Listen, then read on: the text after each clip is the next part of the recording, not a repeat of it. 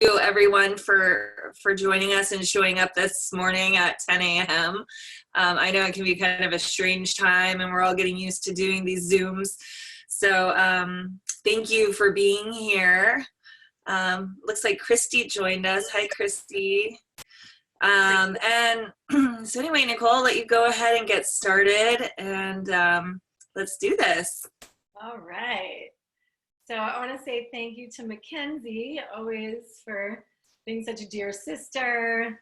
I love you so much. We've worked together for a really long time in the spiritual realms, and she asked me to do this morning, and I'll say it pushed me to a growing edge today, which is doing actually presentation format on Zoom. So you're learning with me, I'm learning with you, which is exciting. And usually I'll just kind of wing it, but I kind of wanted to make it a little bit more concise because I could talk forever about these things and I need to really get focused today. So our title of our presentation, let me see if I can get you guys to see everything. So let me screen share, is Reanchor and Rebirth. Now, let's see if we can do this. And if we can't, well, then I'll just go from this myself. Let me see. Can you guys see this? Let me just ask you guys here in the chat box, and you might not be able to. Can you see? Oh, no, you wouldn't be able to. Okay, good. That's okay. I'm going to unshare this then. Let's unshare. Share. Whoops. Share. Let me see if I can do this. There. You guys can see this, no? Yes. Ah, yay, how cool. This is, see, I've never done this before, the screen share. So Good morning, everyone. Hi, I'm going to mute you, Daria, because I'm muting everybody because we're recording this. So, all right. So hopefully you can all see this. If you can't see the screen for whatever reason, just let me know. You can always add some notes here. But here, let's see if I can see you guys do the chat box while I'm doing this. I'll figure it out. I'm not worried. We're all learning together. All right. So Reanchor and Rebirth is the name of our workshop today. And I liked that. That was actually Mackenzie's idea, about really addressing what we're calling the root challenges that we're going through right now. And what are those 3 root challenges? I'll get to those in a minute. We have root challenges, we have root desires, right? So we're in some sort of challenge now, we'd prefer something else, and then there's this gap, right? There's a gap between the 2. So that's what I wanted to teach today, and we talked about was like, how do we get people from these fears that we're experiencing right now to feeling something different? And I'll talk a little bit about some yogic wisdom and some energy, and then how do we really bridge these challenges to solutions? So first, I wanted to talk and do, actually not talk, but experience, I'm calling it the collective shake vocal toning presencing prayer. So we're going to shake our bodies and just get really present and do a little bit of toning, things like that, and then drop into a little prayer, and then we'll kind of get into it. So I'm just going to have you start shaking your hands, shaking your wrists, shaking your elbows, shaking your body. You can make noises. The best part about these things, since you're all muted, is you can make as much noise as you want, and no one will hear you. So this is a practice that I do to move energy through my body. Fingers, wrists, elbows, shoulders. You can shake your legs. If you're standing up, you can shake your whole body. And the idea is to somatically discharge the energy that's bound up in our bodies, and also just to release some tension, like, right? Like, just get that energy moving. When do we get to do this, right? Well, maybe in your car, when you're driving to work, you can scream and yell, right? But just getting rid of that energy. Woo! Yeah, Daria's up. Yeah, you can get up on your feet. You can do it in your whole body. Woo, you can see my belly. Woo. And then we'll sit down just for a moment. And I want you to close your eyes and have your feet on the ground and feel. Just feel for a moment. Take a couple of deep breaths. And feel all the energy that started to get excited. It's like all the little cells bouncing around. And then breathe deeper so we can get more present, more aware of our surroundings, more present with our bodies, and specifically more present with our inner universe. To just feel it. And we'll do a grounding meditation in a little bit. This is just to presence ourselves so we're available to hear. I'm just calling upon, in my work, I always call upon my guides, my angels. I'm calling upon all of your guides and angels. We're all here in a network, interwoven, connected today. And each of us showed up to be in presence with each other and our guides and supporting allies and forces that we call upon all decided with us today to co-create an experience. And so just being really grateful for that opportunity to be together as sisters, and I don't know if there's any men, but brothers, if they are, in this circle. Right, and this interconnected web of experience. So thank you for that. Okay, I noticed a couple other people join. So now that we're all here together and present, I wrote, who am I? Just to introduce myself. So I don't know all of you. I'm changing my name. Some of you know this and some of you don't. To my last name to be Ananda, which means bliss. But my name is Nicole Doherty. I'm an intuitive shamanic healer. I'm a women's empowerment coach. I call myself a trauma-informed emotional healer. As a survivor of sexual abuse and trauma, I use that as a big part of my teaching. I am a breathwork facilitator and an ERYT 500 yoga teacher trainer. That just means I've been teaching a really long time. And I'm a ceremonialist. And I wrote some of my qualities. I like to consider myself joyful, radiant, fierce, graceful, and soulful. And I have a healing center in Mount Shasta called the Sacred Valley Spiritual Retreat Center. And we take groups and couples and we do deep healing work there physically with people. I live in Ashland, Oregon, but used to live in San Francisco where Mackenzie is. And some of us are in LA. I lived in LA for a really long time too. So what are the three problems we're facing at a root level right now? Fight, flight, freeze. I wrote flight, fight, freeze. Doesn't really matter. We're all in this, right? All in this together. Sympathetic nervous system. So this is where we see things like nobody's spending any money right now, right? Freeze, right? Or you might be feeling like you have all this stuff going on, like maybe there's avoidance going on, that might be flight, like get me out of here. Oh, okay, I'll just keep myself busy, right? Fight and flight are similar. We're fighting an experience, we're in resistance. Freeze is slightly different, but it brings our sympathetic nervous system into action, which really means that there's a lot of cortisol and other chemicals running through our body, adrenaline, things like that. And typically we don't want to be there. As a culture, we kind of live here now, unfortunately, but we really want to balance our bodies, right? We really want to be in homeostasis. We want to be in balance. We want to be in relaxation. And we want to boost our immunity right now. And that's not what the sympathetic nervous system does. It's actually the opposite. rest and digest response, parasympathetic nervous system, is where we actually heal. And so this is why we do a lot of different practices, which we'll talk about later, but to balance, okay?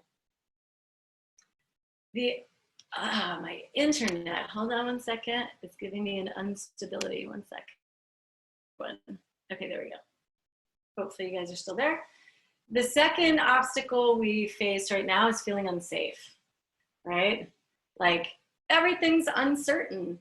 What do we do with uncertainty? There's uncertainty that we're feeling from the media. There's uncertainty in the information we're receiving. There's uncertainty about our jobs, money, and there's also probably uncertainty in ourselves. And so this is a lot of what I teach, is how to really trust ourselves so that we can get inner safety, resourcing, inner resource, that's why we called it resource from within, and really learning how to trust our intuition. How do we trust ourselves? How do we know what's true for us? And so as you become more adept with your intuition, you start to have that sense of inner knowing. But right now, when there's so much going on, it's like, how do I discern between this and that? Well, ultimately, you have to learn how to trust yourself and your own inner wisdom. What is up inside of you, right? And then the last one I wrote here, basic needs not being met. There's a lot of lack consciousness happening right now. Scarcity, anxiety, and overwhelm. Yeah, of course. Like none of these things are bad things, right? None of these are inherently bad. It's just states of being. This is where we're at. And our desire, of course, is to feel like, again, we're in balance, to have abundance, to feel a sense of prosperity. I'm calling it inner currency, like really trying to find an inner currency of prosperity, because that's where we can create from. And I wrote here sacred reciprocity. Sacred reciprocity I'll go into in a little bit, but it's a shamanic term for rebalancing the earth and getting all the resources back into balance. So the state of human affairs. Okay, this is a really good quote. Let's see if I can bring it up. This is from Richard Rudd. I don't know if you guys know who Richard Rudd is, but he's the Gene Keys guy. Hi, Ivy. I'm gonna mute you, love. Richard Rudd is the guy who founded the Gene Keys. It's like this brilliant man. And I'm gonna give you guys a link to one of his meditations because it was really profound for me and I just wanted to share it. So this is kind of where he says we are, and I love this quote. We are now far more polarized in our brains than our bodies. And most people make decisions through reason rather than their intuition, right? I'm sure some of us can resonate with that. Unease no longer functions as the early warning system that restricts fear for survival. It's like a big statement. Unease no longer functions as an early warning system that restricts fear for survival's sake, right? So it's like kind of the internal like unease. Now unease is being translated by our minds. It's continuous and it's manifesting societally as anxiety. Furthermore, because of this, it is enhanced through the universal morphogenetic field. It's like the universal field of consciousness that connects all human beings as one. The mind has become stronger than our instinct. That's a really interesting statement. The mind has become stronger than our instinct, and it seeks to end its unease through the creation of external security. This like blew my mind because it's saying, right, that this is how the modern culture is born. Because we're not being in our instinct anymore, we're creating a false illusion and external security. So the mind-centered humanity becomes the more mind-centered we become, the more security we try to create for ourselves, and in turn, the more paranoid we become. security and protection have become a global obsession. And that's a complete illusion. So I love this quote because think about all the security and protection we try to create in our lives, right? One of the things I was thinking of was like insurance. Like we get insured for every single thing to protect every single thing that might happen. And we spend a lot of money doing that, right? A lot of money. So I just put in here this is a great YouTube. Maybe I'll copy, I wonder if I can copy this. I'll copy this later and I'll stick it in the notes for everybody. He's got an amazing meditation that talks about the transformation that's happening right now and how what he sees, how the gene keys were born, is the actual birth of the energy of human beings and what eternal nature we have, and that what's happening on the planet right now. It's called the equinox meditation, and how this relates. It's very fascinating. So I'll let you guys watch that. But what does all that mean? What does that quote mean? Why did I bring it up? Well, fundamentally, we've become really disconnected. We've disconnected ourselves as a holistic system. Like we don't understand the holistic nature of our bodies. We've become disconnected from our spiritual practices. I know now we're starting to get more connected to our spiritual practices. Many of you are, but this is a newer thing, right? Like when yoga hit the West, that type of spirituality is fairly new. It's an ancient system, but it's fairly new here. And it's a very spiritual practice. And we're starting to also come into alignment with things like shamanism and tribal and ancient wisdoms. And so spirituality is kind of like on the rise again.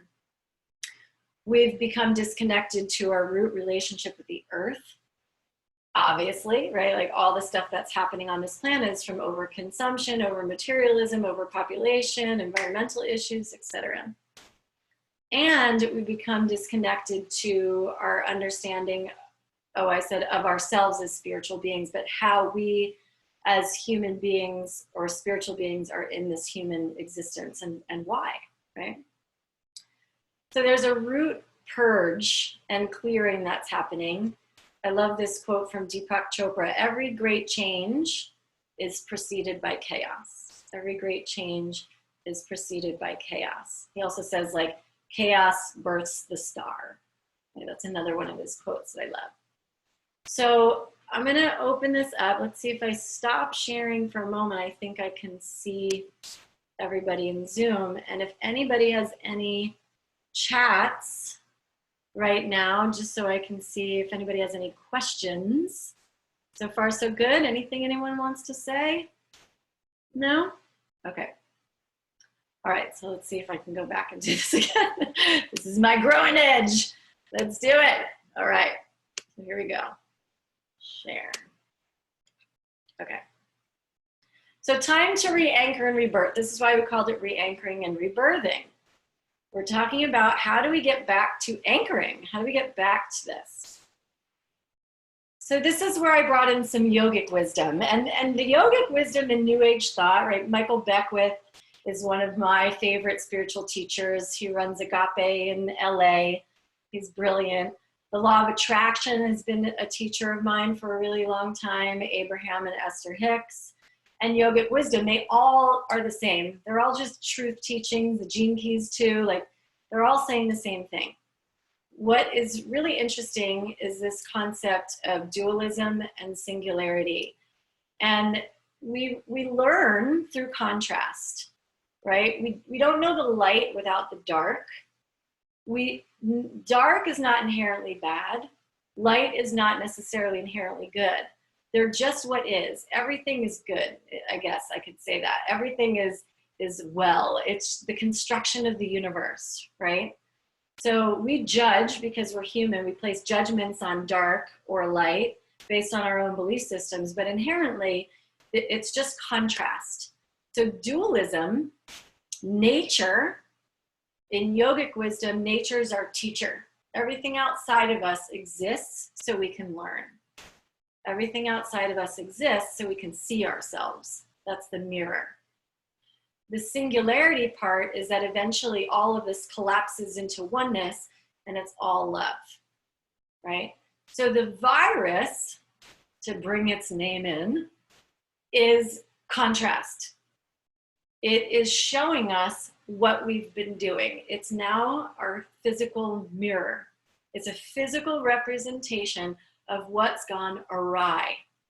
The disconnection from our mother, our roots, right? Disconnection to our teachings, disconnection to why we're here, what we're supposed to be doing, right? So we're birthing a lot actually from this experience. Yeah, it's freaking scary, right? I don't know anyone who's not like, oh my God, this is really pretty freaking scary, right? Every call I've actually been on in the last 2 weeks, there's been someone on the call who's one of their family members, just one person on each call, but who's had a family member that actually has contracted the virus. So it's not something that's out, I don't want people to start spiritually bypassing and say, oh, I'm not affected, because we don't know. We just don't know. And that's why we need to really get clear with how we can manage our own feelings around this, right? And trust ourselves. I wanted to bring this up just because I find this to be part of the issue. And a lot of you guys might know this information, and so this could be review, and some of you may not. I wasn't sure who would be on the call. 5 yogic koshas. So the yogic koshas are our body, it's our energy body. And it's our subtle energy. So we can't see this other than the physical aspect of our bodies. But as Richard Rudd was saying, if we're only focused on our mind, we're missing a whole lot of pieces, right? The puzzle is a lot more than that. So we're neglecting our physical being. We're neglecting our emotional being. We're neglecting our energetic being. And the emotional being is also called the lower mind. And then we've got the higher mind. And then we've even got the bliss body, which is like the heart body. Right? So we've got all these layers that are going on. And right now as a culture, we're kind of either in the mind or we're in the body, but there's all this stuff in between. So part of my work in the world is to help women to see what's going on in their physical body, to see what's going on in their subconscious mind, habits, old beliefs, patterns, and bridge the gap between the conscious mind, the old part of ourselves, that subconscious, our bodies, our energy, and our emotions. So that we're really dealing with the whole physical kosha, the whole body of wisdom. It's a holistic system. And a lot of that is emotional healing work. So when we were talking about the obstacles that we're facing, a lot of the way that we clear it is not by just talking about it, although that's what we're doing right now, but to actually feel it in our bodies, to feel the energy that is the pattern of those things and the emotions that arise from them as well. Because we're these 5 sensory beings living in this 3D universe. That's how we learn, but we've forgotten that that's also how we process things through. So what we've done, if we're just in the mind, we're just internalizing everything and holding on to it. And that's where we get into trouble. Someone come on, let me see. Christy? Let me see here. Unmute. Okay, I thought if somebody wants to come on and say anything, I will open up the chat box again. Okay, so that's how we need to process things, right? We need to really be able to, and if you guys want to turn on your video and raise your hand at any point, you can do that too, because I can only see like little tiny thumbnails right now. So if your emotions and your energy is really where we want to heal, right? So we're going to do some practices around that today. One other thing I wanted to talk about was, I wrote Reanchor, is the first energy center, because those 3 problems that we talked about earlier, fight, flight, freeze, uncertainty, and lack consciousness scarcity are all root chakra issues in an energetic system. So the first chakra, which is called Muladhara, is roots. Muladhara means roots. So in our roots, this is where we talk about things like inner child, ancestral trauma, core wounds. This first chakra governs your inner security. It governs your belief system around safety and trust. And that's for your own safety and trust of yourself and the safety and trust of others. It also is how we resource. Oh, someone has a question. Good. Oh, cool. It pops up. Let's see. I have a 10:30 meeting. Where can I find the recorded? We'll record it and we'll post it. Mackenzie, where will we post it?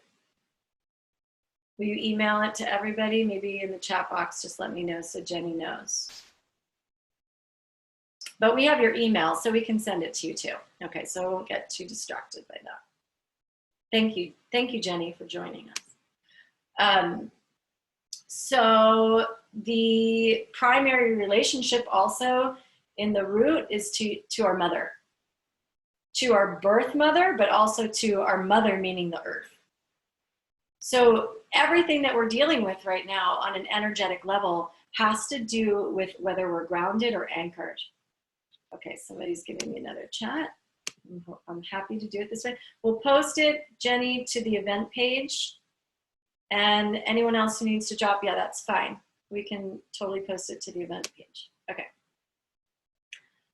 So fight, flight, freeze. What practices, and this is where I'm going to start asking for you guys to join in, and maybe I'll unmute you so that we can hear each other. What practices do we have that can help us get our nervous system back into balance? So I'm going to open up the floor. Let's see if I can unmute. Where's my unmute all button? So I usually have one, but I'm just going to do it like this. I'm going to unmute all of you. And I want to hear what people are doing. And not everybody has to say anything. And one day I'll get much better at this Zoom. What are you guys doing to get your nervous system back online right now? Anybody? Yoga. Yoga! Yeah, yoga gets us back online with our nervous system. Breathwork. Oh. Breathwork, yeah. Breathwork's awesome, right? Calming your breath, deep breath. What else? Meditating. Meditating! Hi, Mom. Yes. My mom, she meditates more than me. She's taking it for the win. You are taking it for the team, girlfriend. I love it. Yeah. Dance. Anything else? Dance. Dance! Yes, Daria. Dance is huge. Dance is huge. Lately, I've been more silly than usual, and it's really been helping me just find humor and things. Yeah. Yeah, that's good. Yeah. All these online dance parties and things that everyone's doing, like there's so much amazing creativity coming out of all this, right? That's one of the positive aspects for sure. Hi, Eva girl. Hi. Hi, sweetheart. I love you. Being of service, taking care of our kids. Being of service, taking care of your kids. Absolutely. These are all great grounding activities. I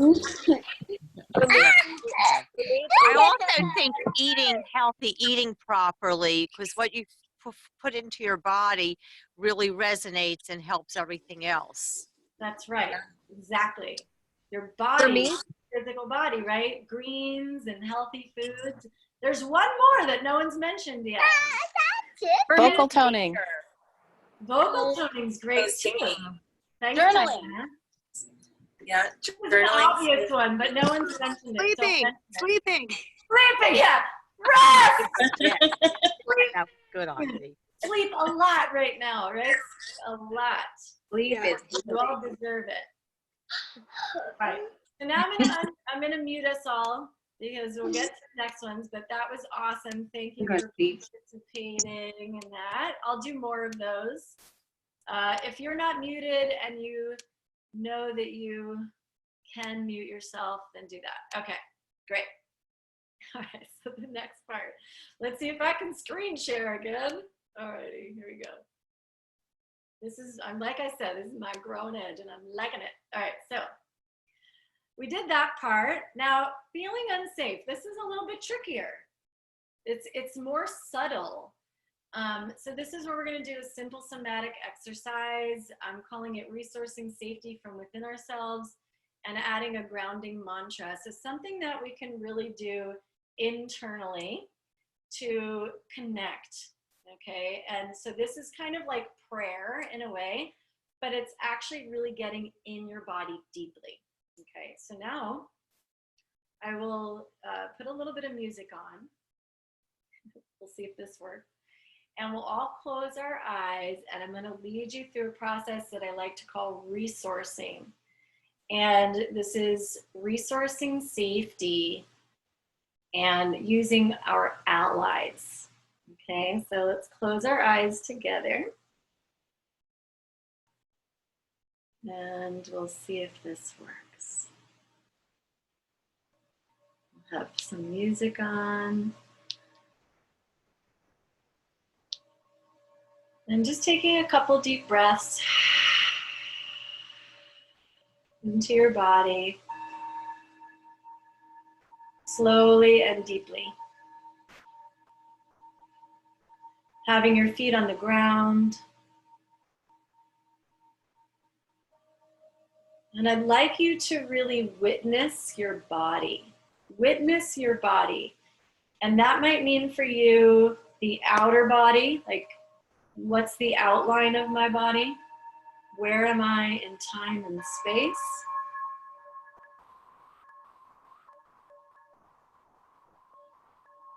And at first, just noticing physically what your body's doing. Is it still? Is it moving? And it's okay if some of you need to move. I understand you're with your children, so that's fine. You can still do this.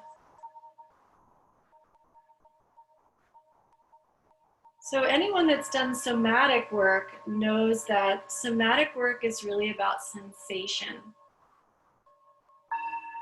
And this is also shamanic technique as well. They do this in shamanic work and healing. So right now, noticing, as you're breathing, noticing your inner body. Noticing the feelings and the sensations that are present. So as you're breathing, tune into the sensations, the physical sensations in your body. It could be something like a sharpness, a dullness. It could be a numbness.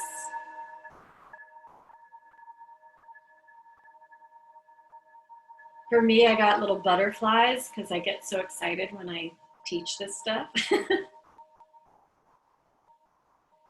And I'm going to have you rate your body from 1 to 10.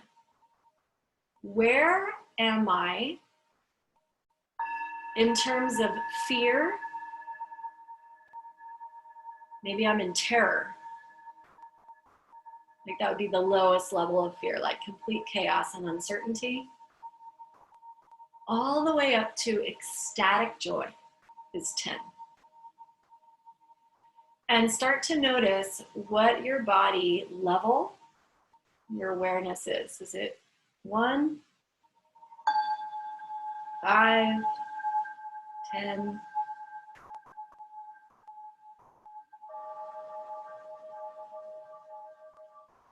And then going even deeper, just to the felt sense, the actual below the emotion of fears or joy or whatever you felt, the actual sensation itself. And start to locate the sensations. Where are these sensations present in your body? Like for me, I'm feeling a lot of sensation in my core. And I feel a lot of sensation behind my shoulder blades,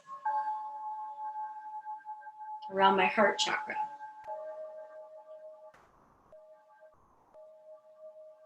And without coming up with any story like, oh, it must mean this, or there's something wrong with me, or I'm stuck, or blah, blah, blah. Just like let all that mental baggage go.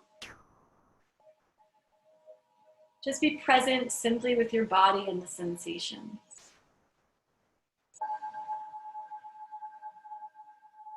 And typically when our body feels a sensation, it's an alarm system. It's saying something is not being paid attention to, or you're not accepting something in my body, or I'm asking you to listen because there's a message there. So tap in. What's the message? Or can it just be simply a sensation?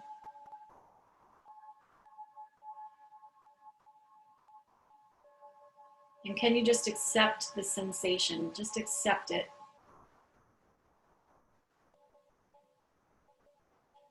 And as you accept it, breathe into it. Give your body what it's asking for, a much needed breath, maybe a deep inhale. Creating some space and some expansion. If it's fear, maybe it needs some grounding breath, like grounding into your feet and your legs.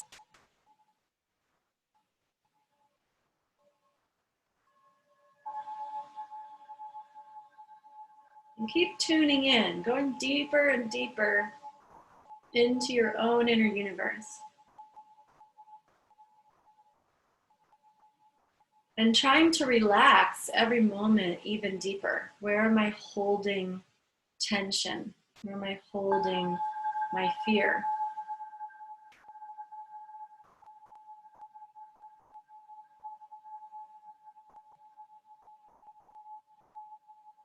If I want to connect more deeply to my body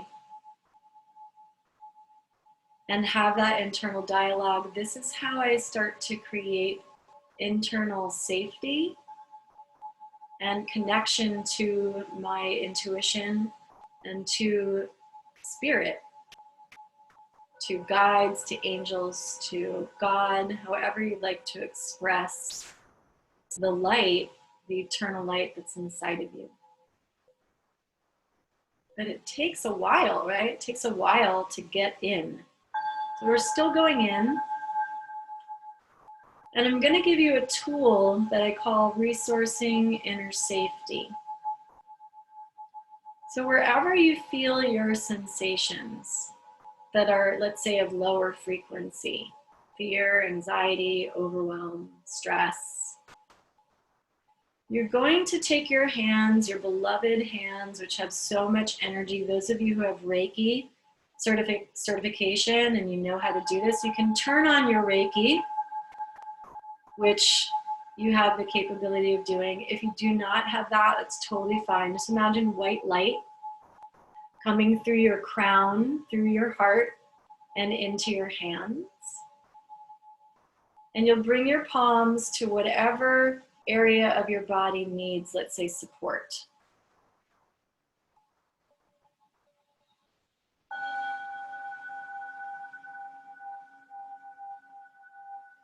And we are going to call upon our resource. Resource can be the elements. We are made up of the earth and all of the elements. So as an example, if I feel fear in my body, let's say it's in my belly, let's use that as an example. I could call upon water, or I could call upon earth. I could call upon air, I could call upon the sun. They all have different characteristics that might ground me. So right now I'm just going to call upon water. I'm going to bring the water element into my belly,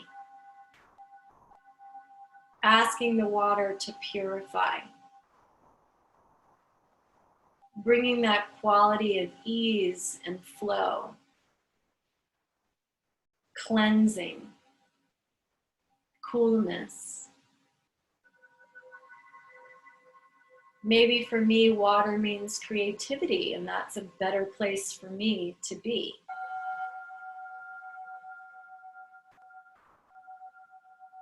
So choosing an element is a really powerful tool to begin to soften an expression, a sensation, right? The earth would be great, asking for grounding, for anchoring, for solidity, solidarity. Maybe you call in something like a stone or a crystal. I happen to have my shungite right here in my lap, so that's like really grounding for me. Perhaps what you find a deeper resource with could be a four-legged animal. It could be a bird, a hawk, an eagle. Perhaps for you, it's an angelic realm teacher, Buddha, Mother Mary, Christ consciousness. So you can use your imagination as a tool to bring forward the qualities of that expression, to shift those lower frequencies and vibrations within your body.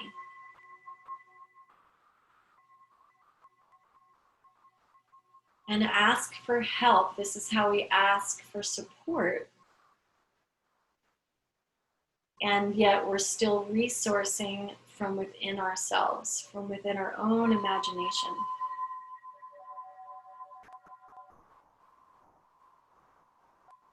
So just give you a few minutes of breath here to really see if you can shift from, let's say, wherever you were, 1, 2, 3, 4, 5 to 6, 7, 8, 9, 10.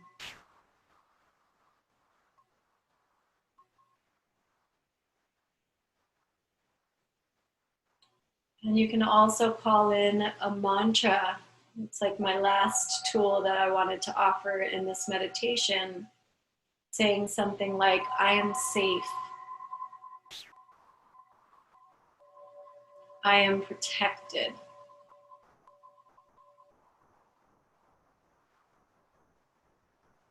I am resourced from within.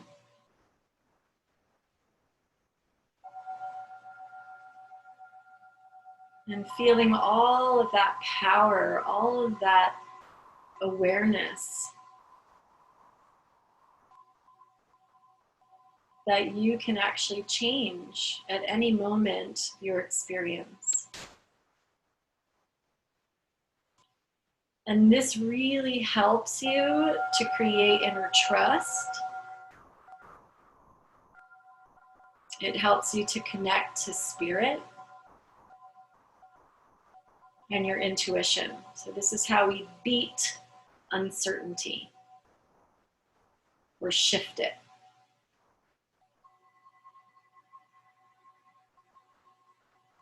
So just a few more deep breaths there.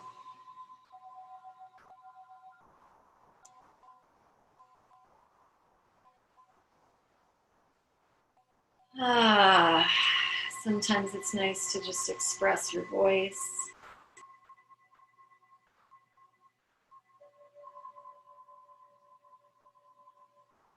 And then when you feel like you're more in balance, more in tune, now you've got all your beloved guides, all your angels with you as well, and that might feel really safe, really anchoring.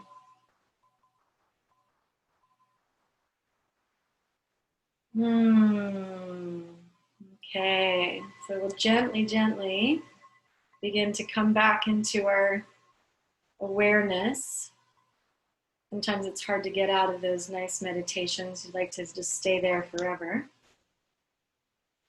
And if you'd like to just kind of stay with your eyes closed, that might be nice. It might be nice because what I'd like to talk about next is mindset, about survival, about prosperity. And so where we've been recently in our own minds is in survival mode. Would anybody like to share, maybe I'll do this, would anybody like to share anything that they just experienced? Because that's always interesting to know. Oh, I'm unmuting people, but maybe I... Raise your hand. How about this? Chat in the chat box if you'd like to share something. I'll do it that way. I know there's a way to raise your hands, but I haven't figured that out yet. Anybody need to share anything? Let's give somebody a moment if they'd like to share, and it's okay, you do not have to. Okay, oh, Daria says, I feel much calmer now, yay. Yeah, thank you for sharing that, that's great. It's good to have our resources, right? Good to have our beloved guides and angels be in our bodies. I feel much calmer now too. Okay, so I'm gonna go back to, oh good, yeah, Diana says, I do as well. Yeah, thank you. Cool. Okay, so I'm gonna go back to our mindset. Okay, and whoops, let me go back here. I have to share my screen. Here we go. Oh, Michelle says, it's good to connect with the attributes of the elements, yeah, and relate them to our own selves. Totally, because we're made of the earth, right? So the attributes of, I call them the masters, right? The master elements. They can really help us. Ivy says, I feel like I raised my vibration, yay. And Mackenzie says, I feel peaceful. Good. And so that's part of what I wanted to teach, right? To find inner peace, because we can shift at any moment. And that's really empowering to know. So when we start to get frenzied, maybe we start reading too many posts about the you-know-who, then we start to get really chaotic, right? I don't even want to bring that vibration in, right? Okay. So let's do this. I'm going to share the screen again. And I forgot to say that I'd love for you, if you want to get a pen and paper, or you can do this internally if you'd like to as well. To kind of get from survival and our basic needs just being met, this is why people are hoarding. They're like stuck in this mindset of like, there's not enough, there's not enough. So I want to help us shift from what I don't have, right? Like, I don't have any money right now. Nobody's spending any money. I'm totally out of it, right? And I get it. That is the reality of what is actually physically happening. But is it really true? And so what blocks my innate prosperity is a better question. What I don't have versus what's blocking my prosperity.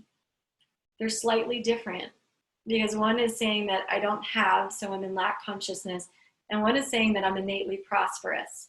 Something's blocking my prosperity. What is it? Okay. Oh, I have that slide twice. Prosperity consciousness. We have an inner currency. And this is where I want to start to chat about this. I am sure that some of you have great things to share, and I was even going to open it up to Mackenzie. I know she does a lot of this work as well if she wanted to share. But really, inner currency is about our relationship to our own confidence. And it doesn't mean that out in the world, there isn't some crazy shit happening right now. Like, I'm not a spiritual bypasser. I'm extremely grounded in my body, and I totally understand what's happening, right? But it's also, inner currency is different. It's saying that I have confidence in my own being to come up with solutions.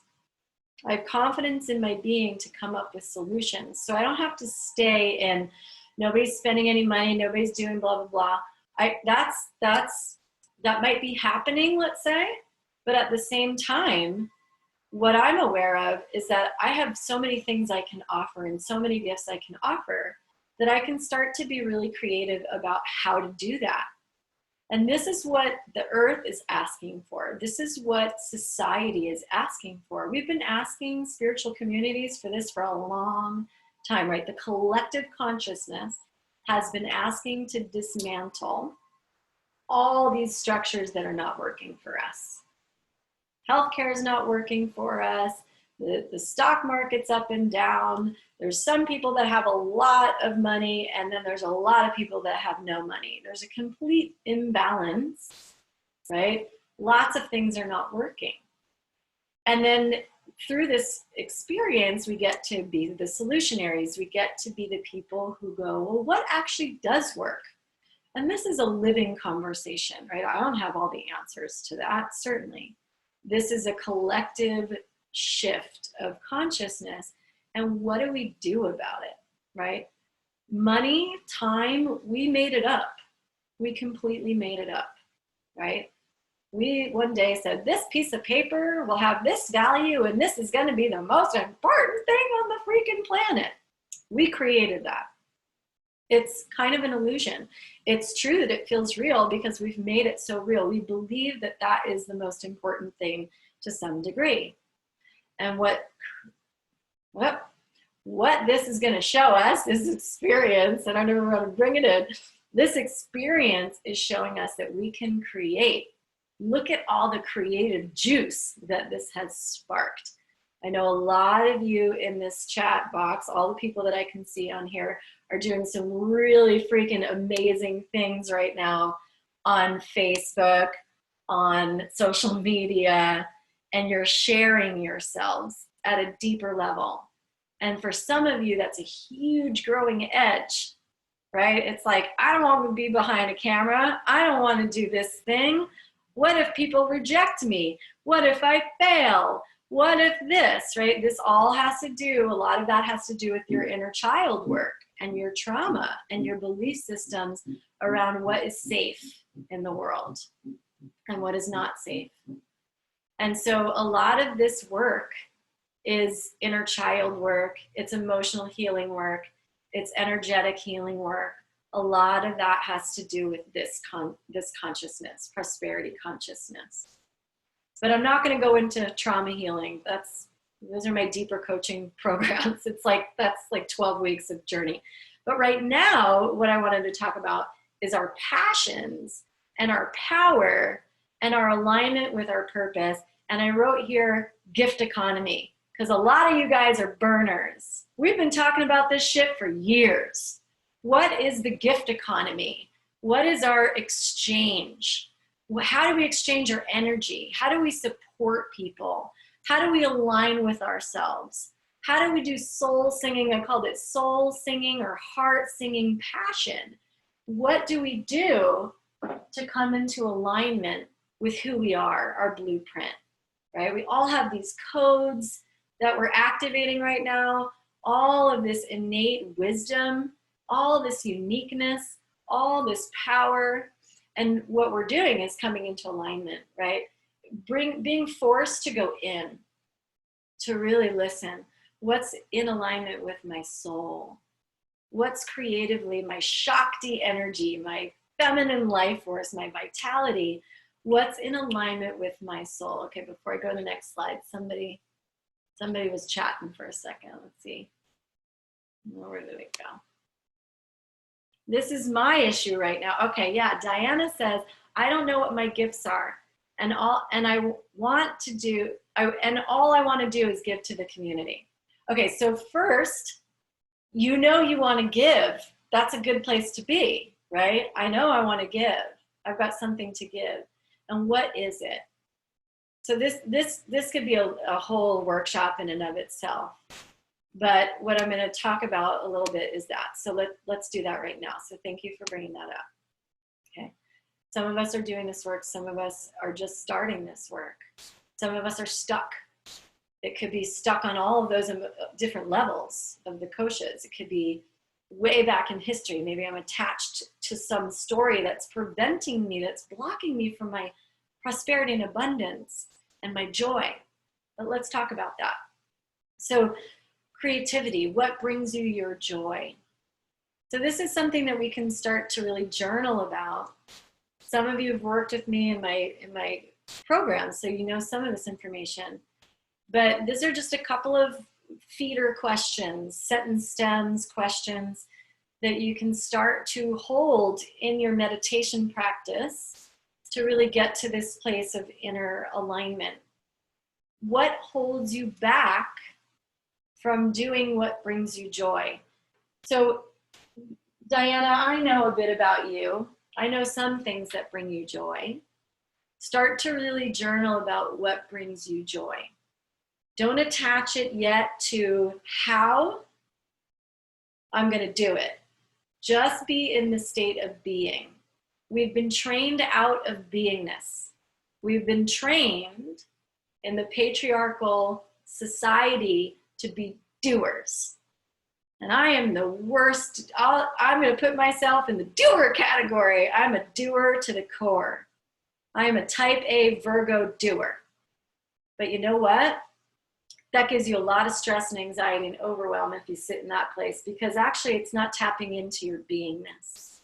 So we want to flip the switch and go from doer, masculine energy. It doesn't mean it's wrong. We all have it. We all have masculine energy. But how to be in our feminine essence. What brings us joy is like our womb. If we tap into our womb energy, into our desires, into our pleasure, and into our passion, we will start to get more into alignment with that beingness, okay? And as moms, I know this is difficult because we have children, so we're constantly doing. We're like, whoa, right? I got a lot to do. And where are you in the equation, right? Where is time left for Diana? Where's time left for Ivy? Where's time left for Nicole? Where's time left for Denise? Some of these moms that I know that are on this call. What brings you joy? What brings you joy?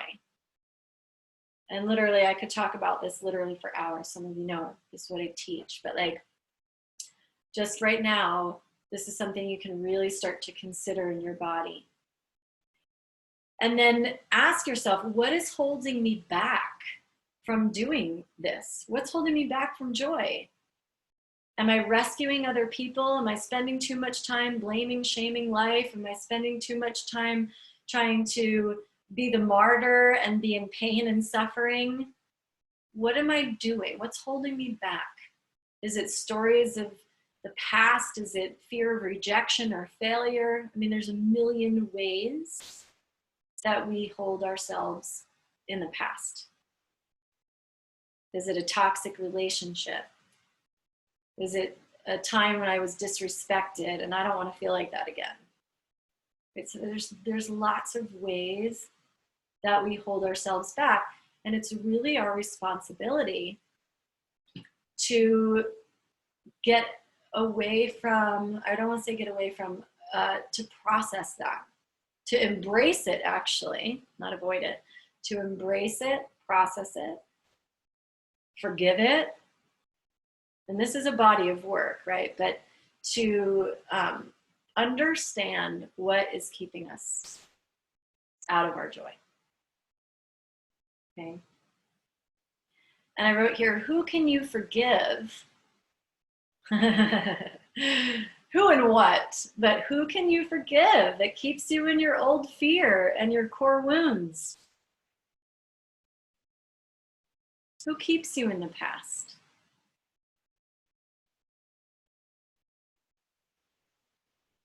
You know, I could blame and shame and do all sorts of things with past relationships as an example. But what's that going to do for me? It's great for contrast to know where I want to be now, but staying there, it needs to be healed. And again, it's not to spiritual bypass and say, oh yeah, I'm over that. It's all good. I already forgave that.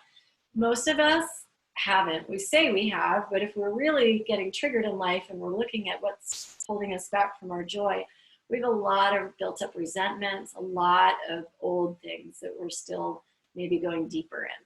And I bring this stuff up because if everybody started really doing this work at a deep level, imagine what could shift on this planet. If we were all living in our creativity and we were all living in our joy. Someone has something to say. Mackenzie, forgiveness is so important. And remember to forgive yourself too. Yes. Yes, yes, yes, yes, yes.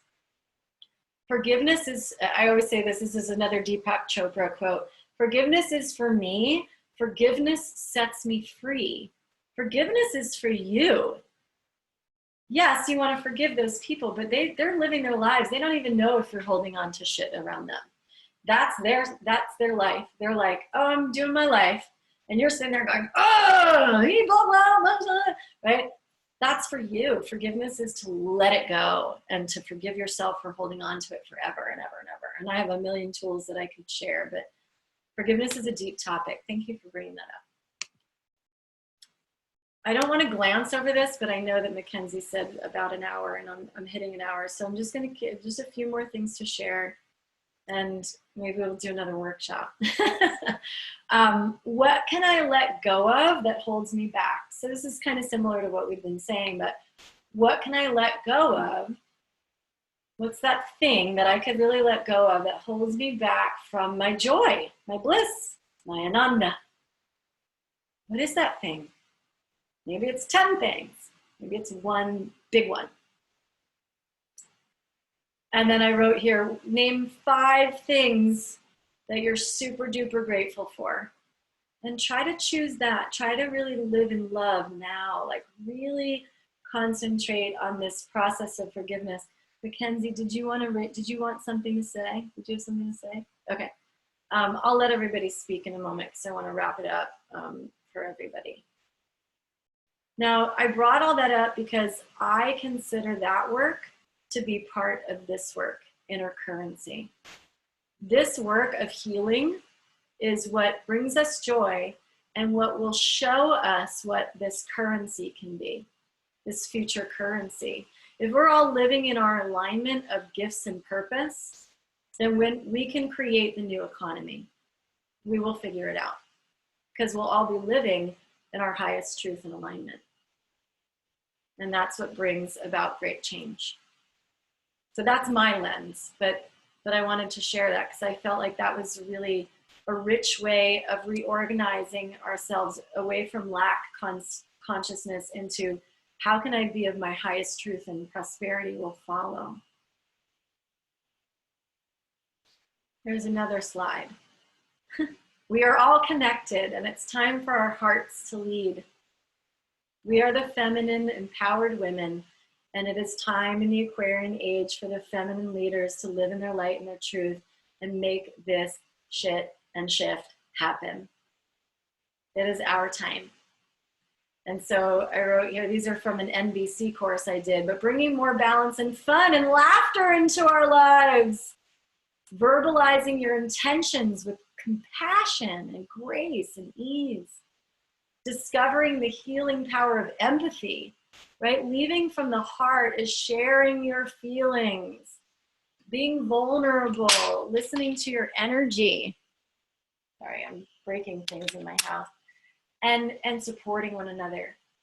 All the shifting and the transformation is because we get to support each other. It is not about competition. No way. That is such a masculine way of thinking. It is all about helping each other. You know, if Mackenzie didn't ask me to do this, I wouldn't have made this beloved slideshow. And now I get to have my first official workshop on slides. Look at that. See what she did? So she supported me to support this. And that's cool, you know, it's something new I haven't done before. How can we support each other to do things that we want to do, that we haven't done, push ourselves to growing edges in different areas of our business, our lives, whatever? I want you guys to be sharing as much as you can with each other and figuring this out. You know, Ivy and I spoke a little while ago. I keep bringing this up because I'm so excited about what she's been doing. She's like, I just feel this impulse. I got to share the kids' yoga online right now. And I'm like, do it. are you sure? Do it. And she did it. And then like her first video had like 1,500, it's probably higher than that now, views. Because she followed her creative impulse. She didn't let anything stop her. And she had that little bit of support that was just like, well, if she thinks it's okay, then it's okay. But sometimes that's all we need, a sister to be like, just do it. Okay, great, you know? And so if we can really support each other, then we can really change. We can really shift, right? Something to think about. You can only understand people if you can feel them in yourselves. This is what women are so good at. We feel each other. And so this is how we can understand everybody. If we really start to tap into empathy and feelings and heal our emotional being, be in feelings, then we can really feel the earth and feel each other and feeling our mother, right? Feeling the earth. And this is where we start to talk about rebirthing. Isn't that a cool little image? I love this little slideshow. I'm getting into it. Going into the darkness of our own beings, going into the darkness of the Great Mother's womb, listening, going inside. What seeds are you planting in the fertile soil of awakening? What seeds are you planting in the fertile soil of your own awakening, your own womb? I wrote, be the solutionary, not the problem. Be the solution. What are you ready to create? What are you ready to create? And I don't want to go too much longer. I'm already 7 minutes over Mackenzie's time limit. I'm just kidding. It's okay. What are we willing to create? These are just open-ended questions. There's no answer that I'm going to give you. We have to do this work internally. Before I say how to connect with me and some other things that I want to talk about, just 5 more minutes, if you guys have 5 minutes. Does anybody want to share anything? You can totally put it in the chat. I can unmute you. We can hear each other's voices for a second if you want to just reflect. I don't want it all to be about just me chatting. Anybody? Anybody want to share? I'll take a sip of water. Yum, clean water, straight out of the spring. Let's see. No? No chats? Okay, it's okay. Totally fine. Here, I'll share something. Oh. Just kind of like going back toward that, the 5 things you're grateful for. I think in this time when we really are focusing on our gratitude and the things that we have in our lives to be grateful for, it really puts things into perspective, especially as people are losing their jobs and losing their financial resources. We are still in a better place than people in other parts of the world. So we really do still have a lot to be grateful for. We have amazing community. And, we have access to technology like this that brings us together. There's just, we are very fortunate. And I think times like this kind of remind us, to not take things for granted. So that was just one thing that came to mind. Thank you. Yeah, amen, sister, to that. That is so true. We are so lucky with where we're at. And I love watching the innovation that's popping up and how companies and certain innovators are really stepping forward as leaders and helping and doing things to help businesses and things like that. Yeah. That's incredible. Yeah. Anybody else? Okay. Hi, can you hear me? Yeah. Oh yeah, who's that? Hi, it's Daria. Hi. Daria! Hi. I was just thinking about, since we've been in our homes, well, I don't know about you, but for me, I've been noticing that I have some great days, and then I have some days where I feel really, really low. And like yesterday was a very low day. And I sat there trying to do things, trying to like, how do I break out of this? What do I do? And I couldn't. And then finally I just gave up and just sat with it, which, I don't know, I guess I wanted to just see if you had any thoughts about those deep moments when you're feeling low rather than the moments when you can create. Yeah, I feel, when you said that, I felt it in my body as like a need to express your feelings and emotions. Like some days we're going to have those days where we're, like you said, we're just feeling it. Like it feels low. And to let yourself rest and be in it, I feel like you did what you need to do. Is just be with it, not try to avoid it, not try to push it aside. Maybe it's a good opportunity to cry your eyes out, right? And let the energy of emotion ride through. What's that famous expression? Let me not butcher it, but the only way through is in, or what is it? What's that expression? You know what I'm talking about. What is it, Denise? I think it's like the only way out is through. It can be, yeah, the only way The way out of the fire is through the fire, something like that. Yeah, right? Like we have to feel it to move it. Yeah. That could be another way of expressing it. We have to feel it to move it through. It's energy. When we start to panic, it's because it's not being moved through. It's a resistance that we're carrying. And like, you've all experienced this too, right? Where like, let's say you get in an argument with somebody and you have all this well of emotion. And if you don't, let's say you wanted to cry and you stuffed it down, now it's going to become anger and resentment because you didn't get to express what you needed to express. And we have that a lot in our society because we have social constructs and rules around what things should look like and be, and we're around a lot of people, and how can I do this in public, right? There's a lot of things. It's hard to process our emotions sometimes in the moment. And so now that we're home, this is kind of interesting. Maybe it will afford people to actually be present with their feelings. For me, I've been emotionally eating. That's kind of the way that I stuff my emotions, is I'll just like eat. I'm like, oh, I need more peanut butter. I got so much freaking food in my house now. I'm just like eating it all, I'm like, what? Well, I'll just eat. But we have these habits, right? To avoid the feelings. So now I'm much more present about that, just sitting like with my altar, doing these kinds of examples of like resourcing, not having to avoid, and noticing those unconscious behaviors and patterns and habits that you have that are preventing you from actually feeling. Sometimes we don't like to feel our feelings. We judge them. Why do we judge our feelings? Or we get judged for them. Yeah, or we get judged for them. There's something else to remember too that's going on, which is like the collective energy. So like there are days when you can be feeling good within yourself, but there is this collective vibration that is taking place on the planet and may affect you.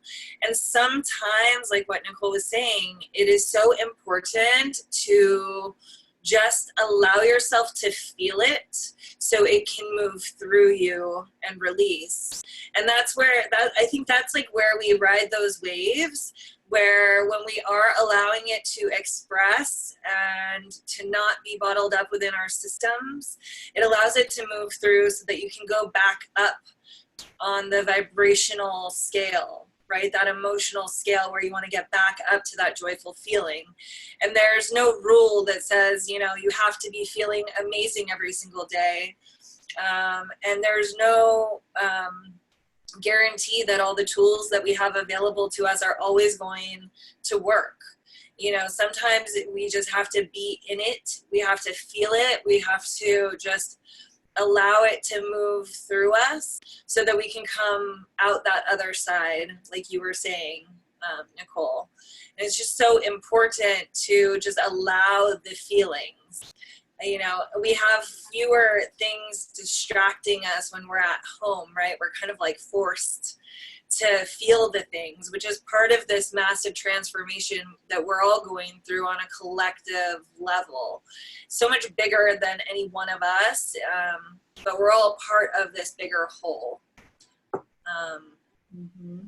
Yeah, so I've just been having an issue with that though. I feel like my way of kind of like being in that feeling, I'm like with my baby daddy, I'm getting judged for it. Like why are you in bed, or why are you know, like for me that's my safe space and I feel comfortable and safe there, and I have been needing that space, and then I feel judged for it because he's saying, what are you, been in your bed, and like that, and then I'm angry, and now I'm pissed, and now we're in this big fight, and I feel like I was trying to explain that to him, like once we calmed down, like a day later, I'm like, that's my safe space, like that's where I'm okay with everything that's happening, and I don't think he gets that, and that's where I'm having my problem. Then I don't feel like I can have that space. Like he's the one that's leaving the house, going to go to the grocery store, and he gets time away every day because he's making food and dropping it and stuff like that.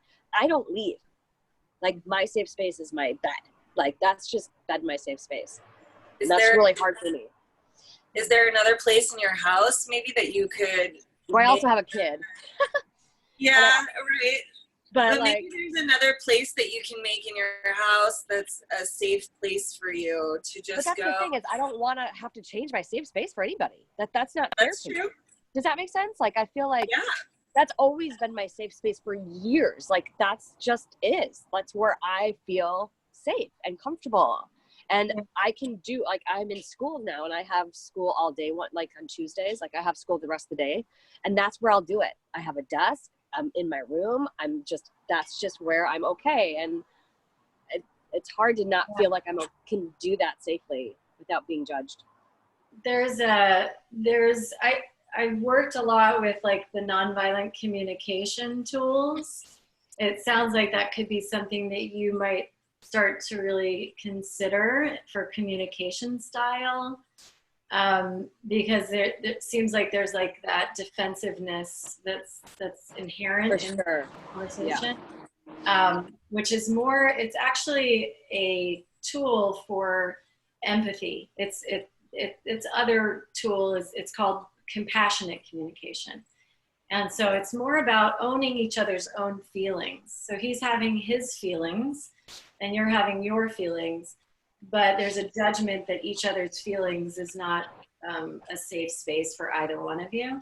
So it's actually learning to say, like, this is what I'm observing. You just kind of start with, this is what I'm observing, either one of you. So it's just like raw data, raw facts. I'm observing that you're in your bed.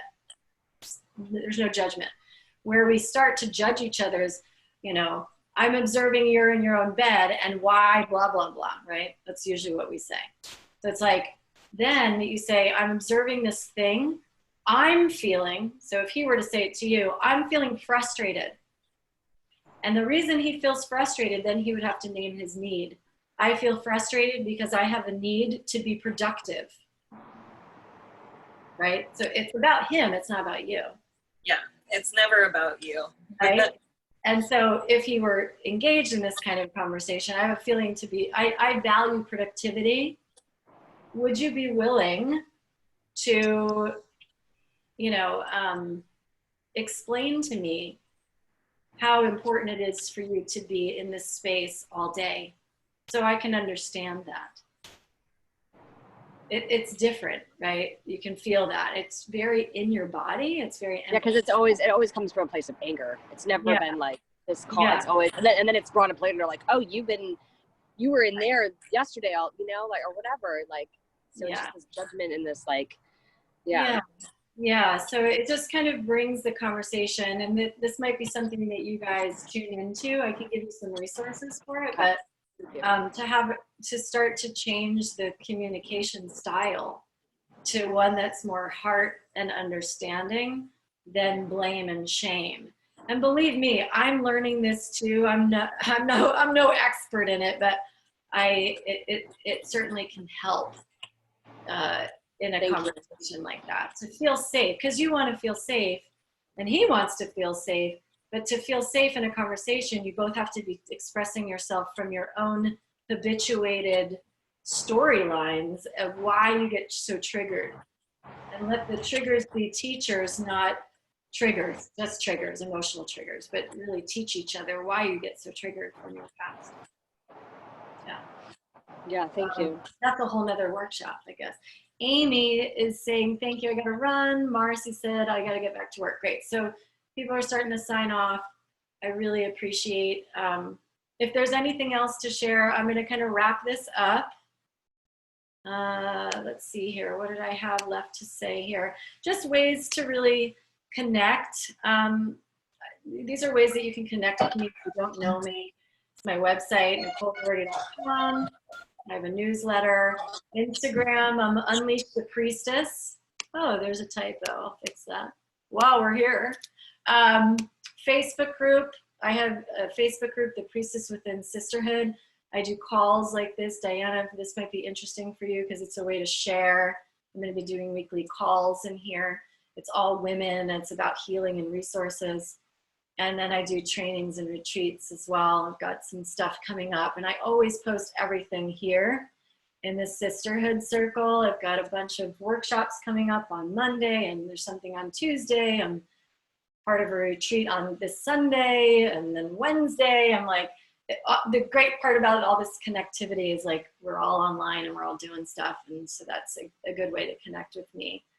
And I'd love to help you guys out. You know, the virtual series that I'm doing on Monday is a 5-part series. It's Reiki, it's shamanism, it's yoga, it's all those different things as healing modalities, and it's a 45-minute breathwork ceremony that you get every single week. So it's like $20 a class, but you get a lot of healing. So that might be something that you might tap into.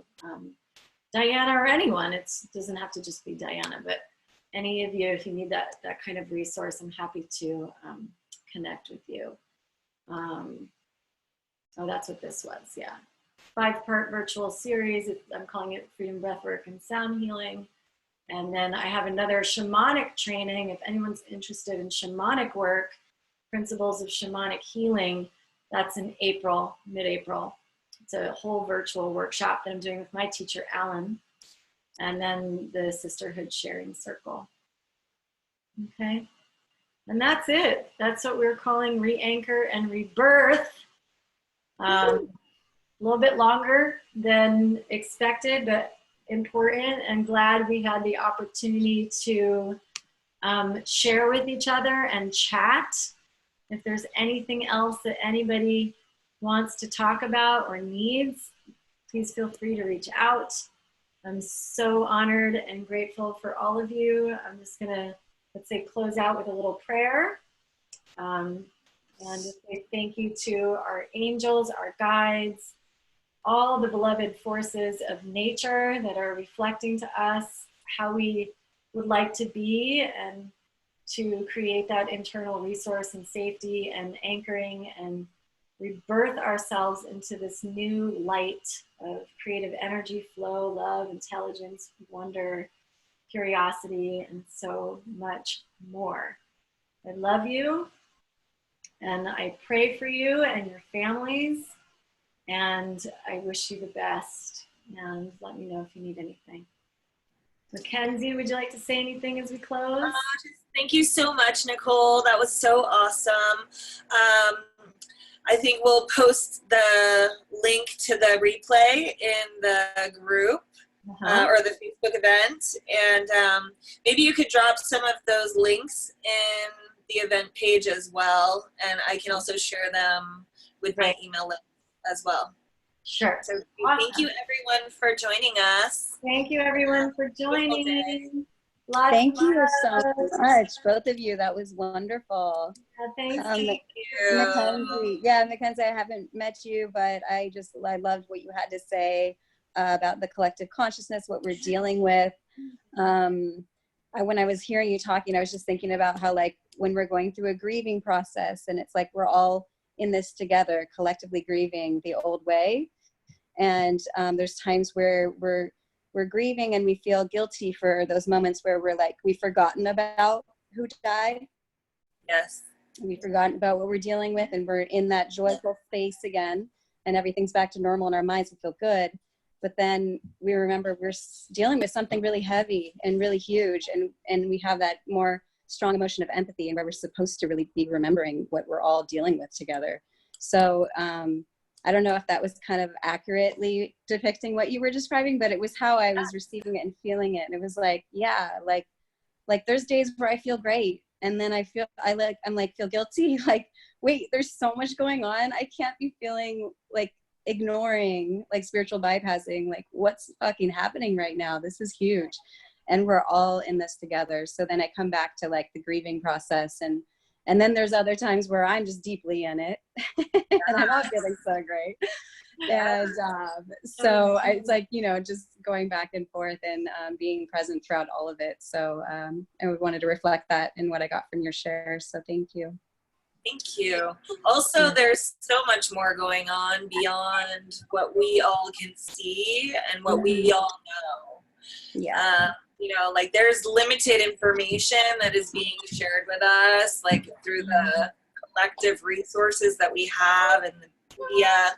You know, there's a lot of fear mongering too going on. And, you know, it's really so important that we all come together in these groups to support each other, to remind each other of like why we really are here, and to remember, you know, we're going through and remembering right now. Unity, we're getting to unity consciousness, you know, where we really care about each other, we care about the planet, we care about, you know, community and coming together and support, right? Rather than one-upping and like who's making the most money and all of that. It really, that is like not important anymore, you know, and we're going to start to see more and more and more of that going forward, you know, with all of this gifting, like that gift economy you were talking about, Nicole, is so beautiful. Yeah. Absolutely. I love that. Yes. Yeah. Thank you, Nicole. Oh my gosh. Amazing as always. So beautiful. Love I love you so much. I could just listen to you all day. Yeah. Thank you, everyone. I'm going to log off. Okay. Have a beautiful Love day. everyone. Thank Take you. care. Bye. Bye-bye.